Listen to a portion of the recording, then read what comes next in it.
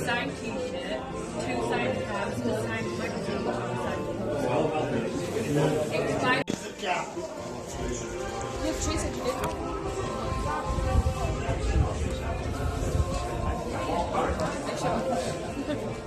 You're not sure?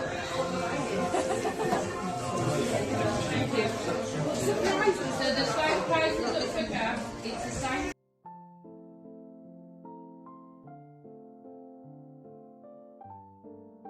in British Nationals at times, so I borrowed a mate of mine's Kawasaki. I went over there, it's 5 o'clock in the morning because we're early morning practice. I've done a few laps on a road bike in previous years. I've got an orange jacket on because newcomers have to wear an orange jacket to let other competitors on track with them in practice that they might not know where they were, in fact they definitely wouldn't know where they were in my case. And I'm queuing up to go, we're in pairs at that point.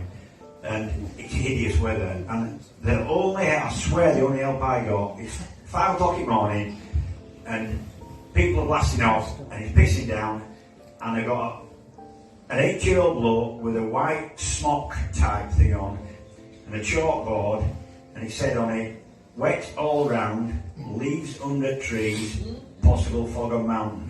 And he put it in front of my face and then went, fuck's sake. My year was, I can't remember who else, but the big name there was Cal Foggy. Cal Foggy were there with his TZ and were neck and neck through practice. Were a few dudes on track. And he tells his story, and he obviously tells it from his point of view. He went and he knew we were going to win and all that. But I survived one just as quick as it. Thursday afternoon was big practice, because every session before that would be morning, so they didn't disrupt Ireland traffic. But then you got all afternoon Thursday, and halfway through that I fell off and broke my collarbone and ended up in Noble's Hospital. And he always tells it that he went on to win the race and he didn't know where this James Whitman gonks. He expected me to be flipping somewhere here. But I was in Nobles. And yes, he did win the Manx Newcomers, but I took a young lady who was a nurse out. Find 10 grand to put some sponsorship in, I'm like, yeah, fucking no problem.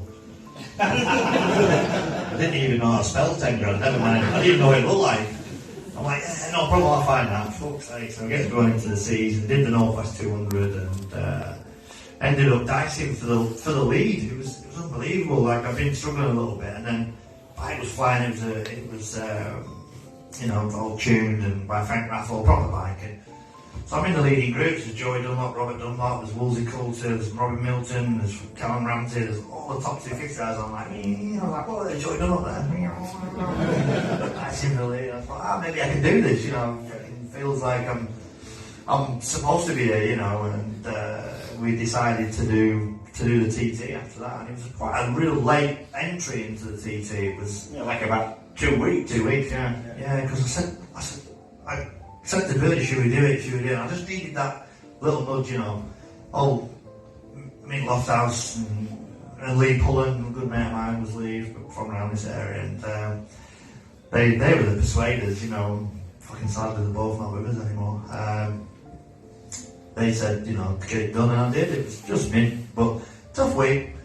TT practice week, 96. How much help did you get pre-meeting then? Because people do laps and laps and laps, and like 80, 90 laps, whatever they do, and the government helps them go over, and you do laps in a bus now, which is good, still good. Yeah, well, when I got there, I had to go in a newcomer's bus, and Philip McCallum was fucking at the front. It was like, oh, this is fucking flat out here, this is fucking flat out through here, flat out.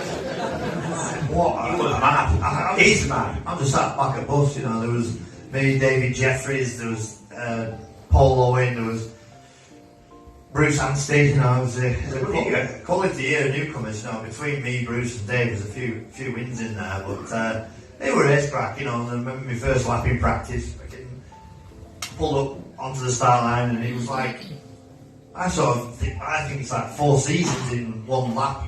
It was unreal, it was windy, it was warm, it was sunny, it was fucking raining, it was misty. It just threw everything at me, but I'd read the books, I'd listened to the riders, so it was embedded in my head, so I sort of knew it was coming. It didn't really make it any easier, but it was hard. It's not as good as yours. Well, I would have been jealous of your bus ride till you told me it was Philip McCallum and we were doing talk. Jesus, what I found out, I'm completely mad. We got, not that I expected any different. Why would you? I wanted to go and do Manx Grand Prix. It was expected of you from the north, not so much the southern riders, but northern riders. If you did a World Club racing, you were expected to go and do Manx Grand Prix. And if you did the Manx and did well, then you were expected to go to TT. That was the route. It ain't like that now. If you get good at national racing, you want to do the Isle of Man, you do straight to TT. I'd have to pay for an entry. He'd steal a bit of diesel to run your van to the meetings and all the rest of it. Were you doing all that? Correct. Absolutely, yeah. I did all the scamming and scheming, but I was a brickie as well, so apprentice brickie at the time, so there'd always be diesel on site for diggers and all that, so I used to just pinch a bit of diesel, 5 gallon here, 5 gallon there, a bit of red, so I could get to the events, no insurance, no tax on my IBHO, but I didn't care. All I wanted to do was get to the races, and a lot of my mates, they looked at me like I was an idiot, to be fair. what are you up to this weekend? Well, I've just saved up enough to go and do Cadwell, or we're going to go to Mallory. I've never been to Mallory before. And they're all off on a fucking acid party, or whatever you call it.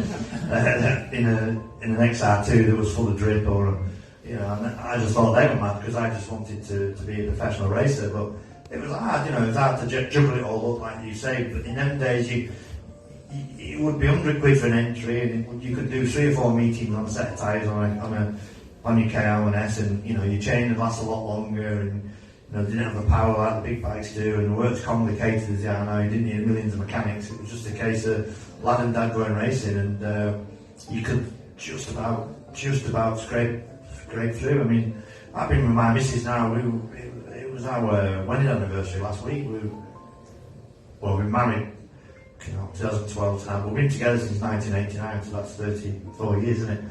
So she was a nursery nurse, so I just took all the money off her as well, chucked that in the pot so we could get an entry. And but it was tough, it was tough times, but it was good times. I really enjoyed it. Yeah, I did tyres to be on, what games we got, one thing or other, and 91 was a good year for me. First sort of season of racing was 91. You know, I won that Aintree Championship, I won that Clubman's Championship. Just cutting my teeth, learning my trade. You know. Well, yeah, what sort of kind of setup were you putting money into it? Did you have other people putting money into it? Oh, yeah. When you first start racing, it's maybe different now. A lot of kids coming into BSB have been racing since they've been little kids on mini bikes, kart caps, all the rest of it. And then they can be in BSB, I think, British Town Cup from being, it's gone up a year, hasn't it? It used to be 14 now, isn't it? Well, you're not even wanking at 13, are you? Well, I won. The race I was furiously. I was a late starter. But then, going racing was, you almost had to, you lived a life, you'd sort of, you didn't actually steal, not really, but you'd sort of beg, steal and borrow off your local bike shop. Very emotional, did these massive team talks. Oh God, flipping embarrassing really, but you could tell what he was trying to do. He was trying to get everybody together, team spirit and all that. Each other against the world kind of speeches. And while we were saying it, we were in a restaurant, a fucking dog came in and nicked a sausage out of his bowl. And he never saw it, we all said, fuck me. And the dog came through here, saw the sausage sticking out. It was a big bowl of casserole, you know, that mountain stew, it's beautiful, they had it in. Sausage sticking out. This dog, his little muzzle came through like that. And then he'd look up. And he'd see that he's still talking. And he'd... off he went. One of a jolly mate, it's you. All the racing, all the stuff you do, you just remember a dog rubbing a sausage. What advice would you give a new racer? Good question. One piece of advice. Oh, do it, make it happen, enjoy it. Don't put yourself under too much pressure. Dream big, you know. I did. It happens, you know. It can happen. But I think enjoy it. Enjoy what it's all about and do it for the right reasons. I would say enjoy it, steel diesel. As long as it's red. They don't do it anymore, do they? Red. This is a weird one. Have you booked your van? Or has it just got done now? What happened to the rear quarter panel of your van, John? Oh, Better not be bumped. I've had that from new to me to that van. No, yeah. People who sponsor me are in the room as well with the van, so don't be smashing it up.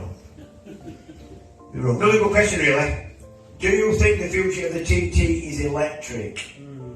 Or will engines always feature? It's all going electric, isn't it? And you know what? Again, I'm not getting on my soapbox.